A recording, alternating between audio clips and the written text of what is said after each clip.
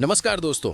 अगर आप भी टाटा आईपीएल 2026 के 20वें मुकाबले में रॉयल चैलेंजर्स बैंगलोर की शानदार जीत को देखने के बाद खुश हैं, तो हमारी इस वीडियो को एक लाइक और चैनल को सब्सक्राइब करके ऑल नोटिफिकेशन को ऑन कर लें। तो चलिए दोस्तों, आपका ज्यादा समय ना लेते हुए आज की इंटरेस्टिंग हाइलाइट्स वीडियो को स्टार्ट करते हैं। जैसा कि दोस्तों आईपीएल 2026 का 20वां मुकाबला जो क्रिकेट के मक्का कहे जाने वाले मुंबई के ऐतिहासिक वानखेड़े स्टेडियम में खेला गया, मुंबई इंडियंस और रॉयल चैलेंजर्स बैंगलोर के बीच होने वाला हर मुकाबला हमेशा से ही दर्शकों की धड़कनें बढ़ाने वाला होता है। और आज का ये मैच भी किसी ब्लॉकबस्टर फिल्म से कम नहीं रहा है। इस मुकाबले में जहां एक तरफ मुंबई इंडियंस की पलटन अपने घरेलू मैदान पर उतरी थी, वहीं दूसरी तरफ रॉयल चैलेंजर्स बैंगलोर की मजबूत टीम है, जिसमें इस साल 2026 की मेगा नीलामी के बाद कई बड़े और चौंकाने वाले बदलाव देखने को मिले हैं। दोस्तों, मैच की शुरुआत होती है टॉस से। वानखेड़े स्टेडियम में हजारों दर्शकों का शोर गूंज रहा था। नीले और लाल रंग के समंदर से पूरा स्टेडियम पटा हुआ था। मुंबई इंडियंस के कप्तान ने सिक्का उछाला और किस्मत ने उनका साथ दिया। मुंबई इंडियंस ने टॉस जीतकर पहले गेंदबाजी करने का फैसला किया। वानखेड़े की पिच को देखते हुए ये एक बहुत ही रणनीतिक फैसला था। हम सभी जानते हैं कि वानखेड़े स्टेडियम की पिच बल्लेबाजी के लिए कितनी अनुकूल होती है। यहाँ की लाल मिट्टी वाली पिच पर गेंद बल्ले पर बहुत अच्छी तरह से आती है और आउटफील्ड इतनी तेज है कि गेंद को बस गैप में धकेलने की देर होती है और वो गोली की रफ्तार से बाउंड्री के पार चली जाती है। इसके अलावा मुंबई में शाम के समय ओस की भूमिका भी बहुत महत्वपूर्ण हो जाती है। ओस के कारण दूसरी पारी में गेंदबाजी करना मुश्किल हो जाता है, क्योंकि गेंद गीली हो जाती है और स्पिनर्स को ग्रिप करने में परेशानी होती है। वहीं तेज गेंदबाजों के लिए यॉर्कर डालना चुनौतीपूर्ण हो जाता है। इन्हीं सब कारणों को ध्यान में रखते हुए मुंबई ने पहले गेंदबाजी का निर्णय लिया, ताकि ओस का फायदा उठाते हुए लक्ष्य का पीछा किया जा सके। लेकिन रॉयल चैलेंजर्स बेंगलुरु के बल्लेबाजों के इरादे कुछ और ही थे। उन्होंने इस बात को साबित कर दिया कि अगर आपके पास प्रतिभा और आक्रामकता है, तो कोई भी पिच और कोई भी परिस्थितियां आपको बड़ा स्कोर बनाने से नहीं रोक सकती। आरसीबी की तरफ से पारी की शुरुआत करने के लिए मैदान पर उतरे इंग्लैंड के धाकड़ विकेटकीपर बल्लेबाज फिल सॉल्ट और क्रिकेट जगत के किंग विराट कोहली। इन दोनों के कंधों पर टीम को एक मजबूत और ठोस शुरुआत दिलाने की जिम्मेदारी थी, और उन्होंने बिल्कुल वैसा ही किया। पारी के पहले ही ओवर से फिल सॉल्ट ने अपने आक्रामक तेवर दिखाने शुरू कर दिए।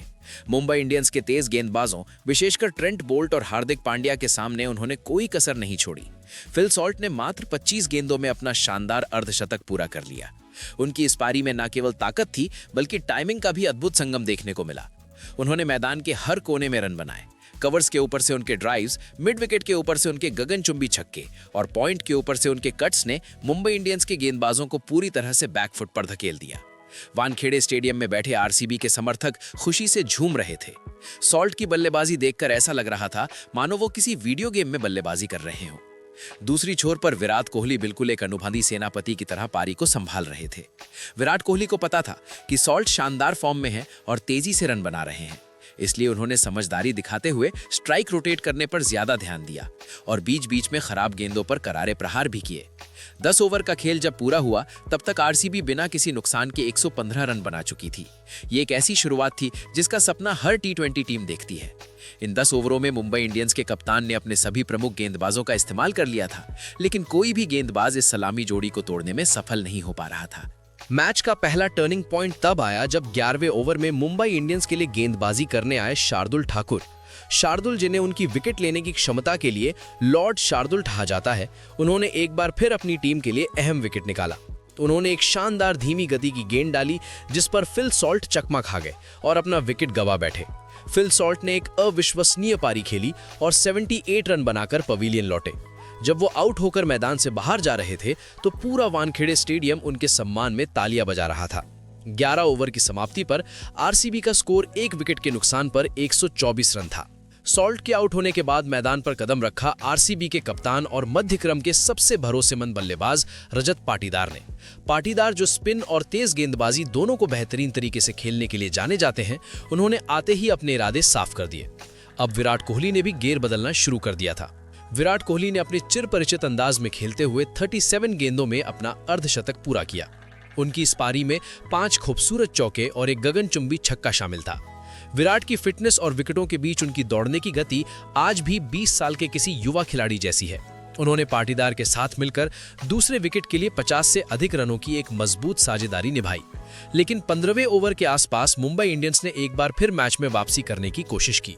हार्दिक पांड्या की एक बेहतरीन गेंद पर विराट कोहली 38 गेंदों में 50 रन बनाकर आउट हो गए।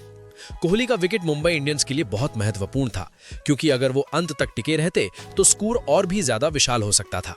15 ओवर का खेल पूरा होने पर आरसीबी का स्कोर 2 विकेट पर 187 रन हो चुका था और रजत पाटीदार 48 रन बनाकर खेल रहे थे।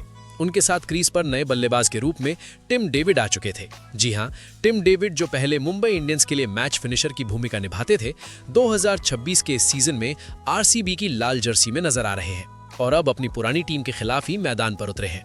विराट के आउट होने के बाद ऐसा लगा कि शायद आरसीबी की रणगति पर कुछ लगाम लगेगी, लेकिन रजत पाटीदार ने ऐसा बिल्कुल नहीं होने दिया।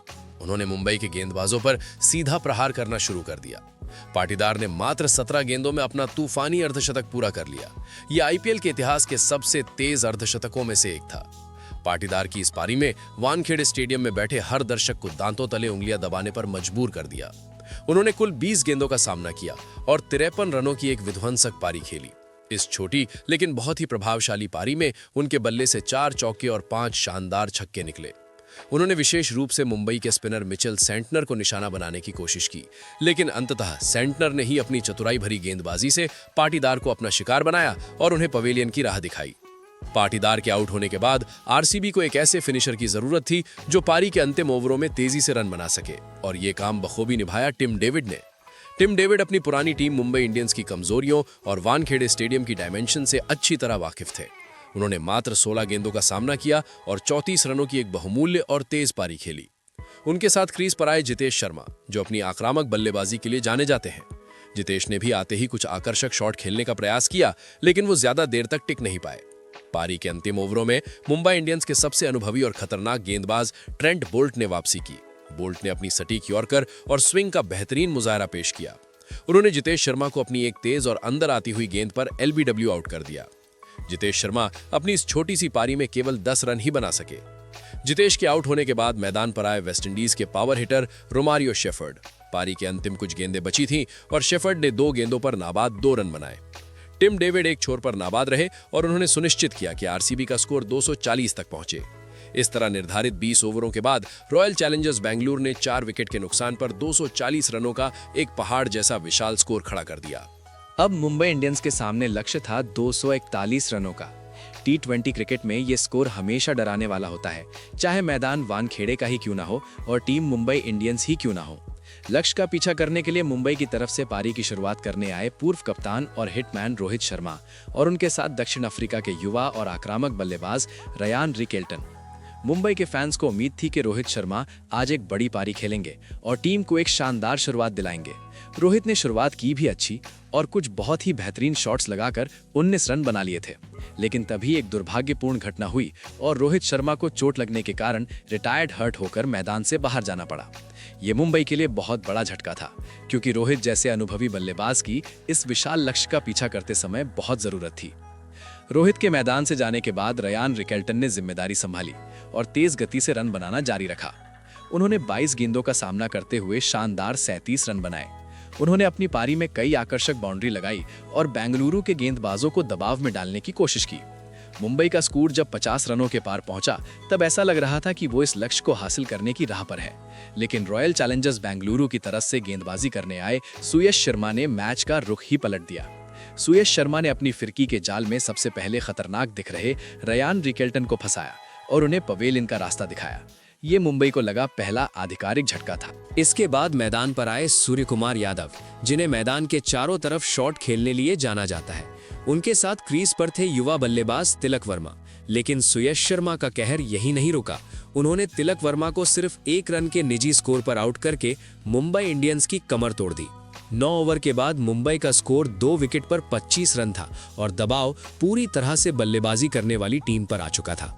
अब मैदान पर सूर्यकुमार यादव के साथ कप्तान हार्दिक पांड्या मौजूद थे। इन दोनों से उम्मीद थी कि वो पारी को संभालेंगे और रन रेट को भी काबू में रखेंगे। सूर्यकुमार यादव ने कुछ बहुत ही शानदार स्वीप और स्कूप शॉट्स खेले और अपनी लय में नजर आने लगे। उन्होंने तेजी से 33 रन बना लिए थे, लेकिन तभी रॉयल चैलेंजर्स बेंगलोर के एक और स्पिनर कृणाल पांड्या गेंदबाजी करने आए। कृणाल पांड्या ने अपनी चालाकी भरी गेंदबाजी से सूर्य कुमार यादव को चकमा दिया और उन्हें आउट कर दिया। ये मुंबई के लिए एक और बहुत बड़ा झटका था। अब सारी जिम्मेदारी कप्तान हार्दिक पांड्या के कंधों पर आ गई थी। हार्दिक पांड्या ने अपने अनुभव का इस्तेमाल करते हुए पारी को आगे बढ़ाना शुरू किया। उन्होंने कुछ बहुत ही दमदार और दर्शनीय छक्के लगाए। हार्दिक ने 23 गेंदों का सामना करते हुए 40 रनों की एक बहुत ही आक्रामक पारी खेली, लेकिन जब रन रेट का दबाव बढ़ने लगा तो उन्हें जोखिम भरे शॉट्स खेलने पड़े। इसी कोशिश में वो जैकब डफी की गेंद पर रोमारियो शेफर्ड को अपना कैच थमा बैठे। हार्दिक पांड्या के आउट होने के बाद मुंबई की उम्मीदें लगभग खत्म सी हो गई थी। नमन धीर बल्लेबाजी करने आए, लेकिन वो भी कुछ खास नहीं कर सके और रसिक सलाम डार की गेंद पर सिर्फ 1 रन बनाकर रजत पाटीदार के हाथों कैच आउट हो गए।